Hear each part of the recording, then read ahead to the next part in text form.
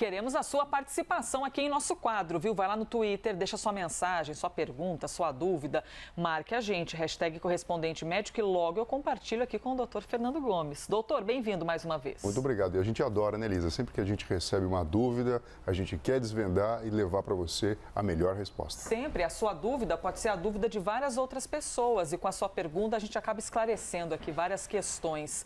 Vamos começar com um assunto que a gente gosta bastante, falar de chegada de vacina aqui no Brasil. Aos poucos a gente tem noticiado, a chegada de diferentes imunizantes. E o primeiro lote da vacina russa, a Sputnik V, com mais de 1 milhão de doses, chega na próxima semana aqui ao nosso país. Lembrando que a Anvisa autorizou a importação do imunizante, só que com uma série de restrições. Por exemplo, a Sputnik V não pode ser usada em gestantes, também não pode ser usada em lactantes, em menores de 18 anos e também não pode ser aplicado em pessoas com enfermidades graves. Somente 1% da população de cada estado vai poder receber doses da Sputnik V. Doutor, já que a gente está falando novamente da vacina russa, pode lembrar para a gente, por favor, quais são as características dela? Sim, vamos lá. A Sputnik V, ela tem uma eficácia acima de 90%, foi isso que a própria observação científica nos trouxe como informação. Ela usa um tipo de vetor adenovírus, então dentro de um adenovírus, que é um vírus que não vai provocar doença, mas dentro dele é colocado um material genético que produz aquela proteína spike que fica em volta do coronavírus e faz a conexão entre a das células. Então esse acaba sendo o truque da vacina. Ela oferece, o adenovírus funciona como se fosse um caminhão que leva dentro, na verdade, o que vai provocar a reação imunológica. E a imunização é feita em 2 doses, 21 dias até 3 meses, conforme orientação do próprio fabricante. Doutor, eu lembro da gente ter compartilhado aqui informações, por exemplo, da Coronavac e a própria bula dizendo, e o Ministério da Saúde se posicionando quanto a algumas limitações de aplicação e dizendo que a Coronavac ela tem algumas características com as quais nós já estamos habituados. A população brasileira já conhece mais os efeitos dessa vacina. Mais uma vacina de, por exemplo, RNA mensageiro, que o senhor já explicou várias vezes aqui para a gente. E até o adenovírus são uma novidade, para o nosso sistema imunológico. É diferente a reação delas. São formas diferentes, Elisa, de provocar a mesma coisa que a gente quer no sistema imunológico, mas de fato é novo. Quando a gente tem todas essas restrições e orientações, como você muito bem falou, lactantes, pessoas com doenças graves, enfim. Qual que é a pegada? Por que se fala dessa forma? Você precisa ter evidência científica contundente a ponto de você ter segurança e poder aplicar em toda a população como um todo. Então, dessa forma, muitas vezes a gente traz essa informação, a gente toma esse cuidado, levando em consideração que a gente está vivendo uma crise sanitária e é importante imunizar o maior número de pessoas. Notícia, então, que na próxima semana o primeiro lote da vacina russa, a Sputnik V, já chega aqui ao Brasil. Próximo assunto que a gente traz para vocês é para falar de um desfalque de última hora na delegação brasileira dos Jogos Olímpicos. Notícia que está em nosso site. O tenista Bruno Soares passou mal durante um voo para o Japão e assim que pousou, ele foi diagnosticado com apendicite e está fora da competição. Ele vai ser substituído por Marcelo Demoliner como dupla de Marcelo Melo no torneio de tênis. Doutor Fernando Gomes, quando a gente fala apendicite, só quem já teve sabe o tipo de dor que é, o tipo de desconforto. Sim, a apendicite é caracterizada por uma inflamação no apêndice vermiforme, que faz parte do seco, uma região do intestino grosso. Quando existe uma inflamação nesse local, uma coisa muito grave pode acontecer, que é até mesmo a ruptura dessa região, inflamação nessa região e peritonite, trazendo até mesmo risco para a vida da pessoa.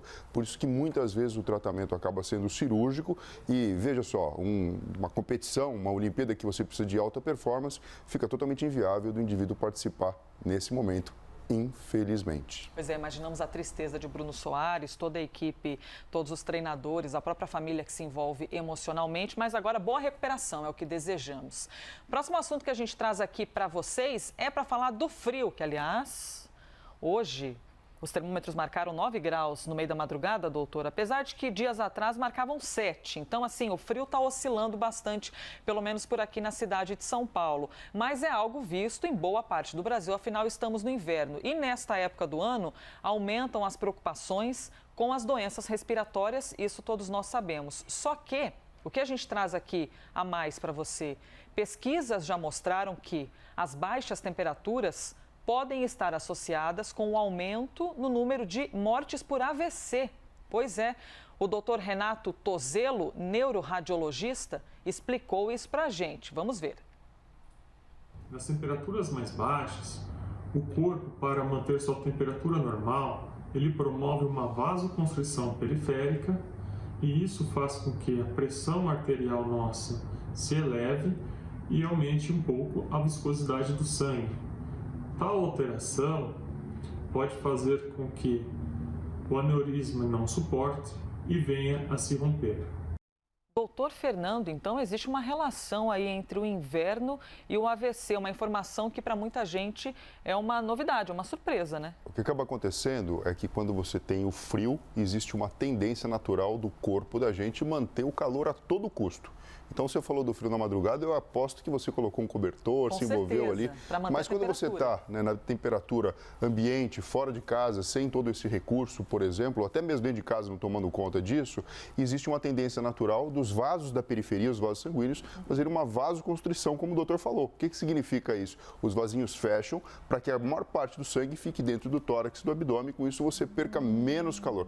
Agora, quando isso acontece, como a gente está falando do sistema cardiovascular, a tendência da pressão arterial aumentar existe.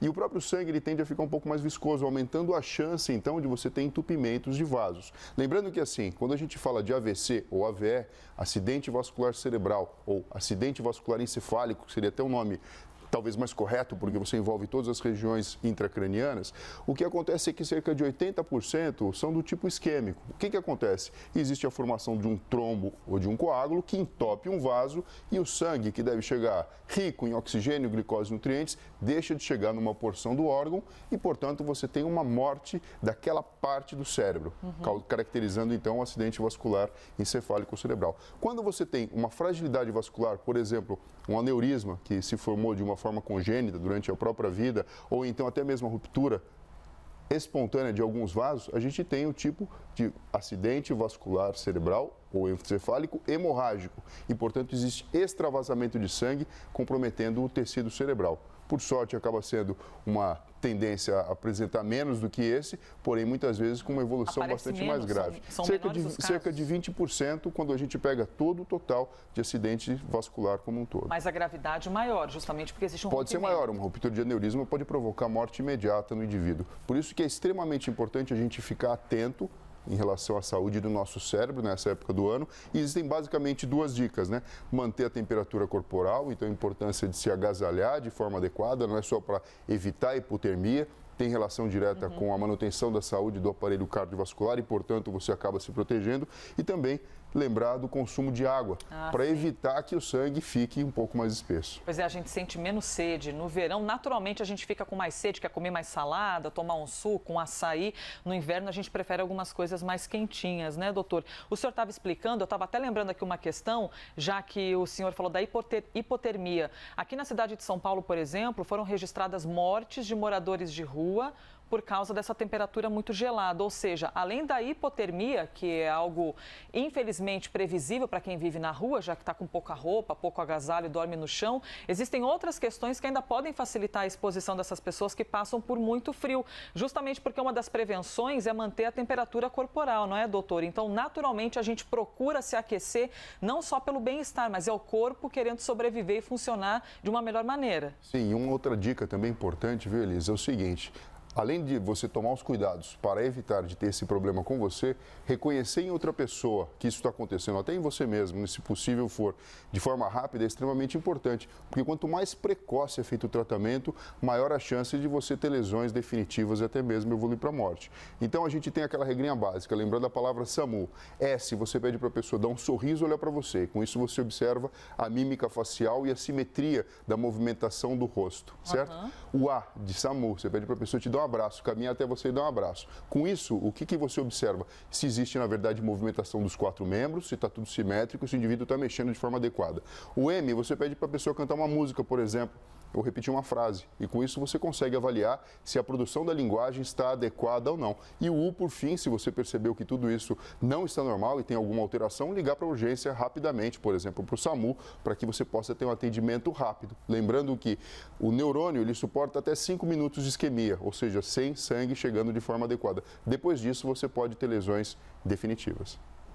Gravou, então, aí a explicação do Dr. Fernando, hein? Depois, quando a gente sair do ar, esse quadro fica disponível no YouTube, por exemplo. Você pode pegar, compartilhar com seus parentes, que essas explicações são muito importantes para oferecer um atendimento o mais rápido possível para quem está passando por um acidente vascular. Doutor, próximo assunto que a gente traz aqui, e pode mandar para a gente a sua pergunta, viu? Hashtag correspondente médico.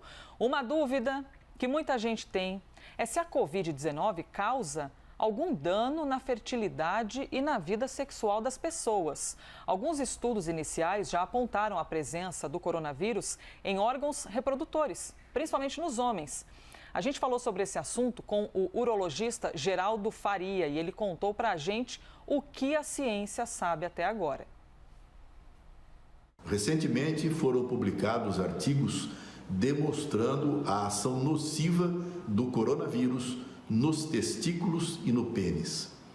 Pacientes desenvolveram infertilidade, desenvolveram quadros de andropausa por lesão testicular que afetou a produção do hormônio testosterona e também demonstraram quadros de impotência sexual, de disfunção erétil por ação do coronavírus no tecido cavernoso do pênis, que é a estrutura erétil do órgão masculino. Nós não sabemos ainda de que forma vamos tratar estas sequelas, estas complicações. Doutor Fernando, isso naturalmente acaba afetando a questão emocional das pessoas, né? Porque afeta a vida sexual e naturalmente já reflete na emoção. Sim, você imagina o seguinte, você tem uma lesão num órgão-alvo, uma coisa estrutural, que a gente está percebendo isso agora, e você percebe que até um especialista diz que ainda existe um desafio de entender como tratar isso. Sim. É lógico que, no geral, você vai tratar com um conhecimento básico que já existe de doenças prévias, mas tem a questão psicológica e emocional também. A gente sabe que a vida sexual, tanto do homem como da mulher, é uma manifestação extremamente importante para a saúde da nossa parte psíquica e também para a nossa parte emocional. Então, assim, a gente percebe que o coronavírus tem trazido cada vez mais desafios e problemas que precisam de tratamento específico e principalmente da interação entre as diversas disciplinas que compõem a medicina. Muito bem, acabou então mais um Correspondente Médico.